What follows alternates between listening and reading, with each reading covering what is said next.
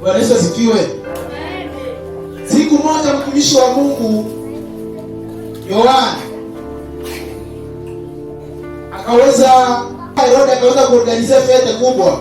Wakati anaorganize fete, watu wanacheza msika mwema ambao wanamuita Herodia, akaweza kucheza pia, akaweza kufurahisha mfalme.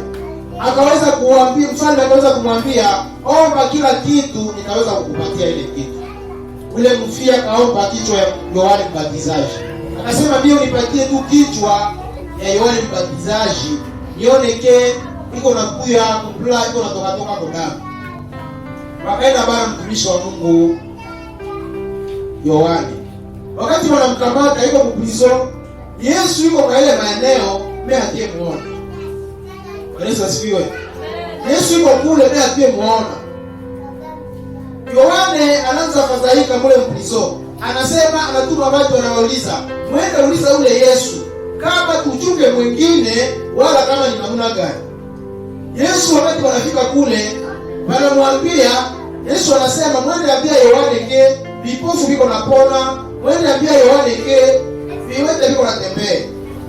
Yohana anabakia mprizo kule, wanakata kichwa ya Yohana na Yesu anafika. Haleluya. Ile ndio maisha ya Mkristo. Huko wakati fulani unaweza omba Mungu anakuwa kumsi yako na kusikia, anafanya sambla kumsi yako na kusikia. Na yako na kusikia hata. Anaona kama kweli uko na imani kwa yeye. Ndio maana Biblia inasema kila atakayevumilia mpaka mwisho ni yeye ataokolewa. Bwana Yesu asifiwe. Ndio maana Yohana alikuwa mprizo, Yesu apiye muone.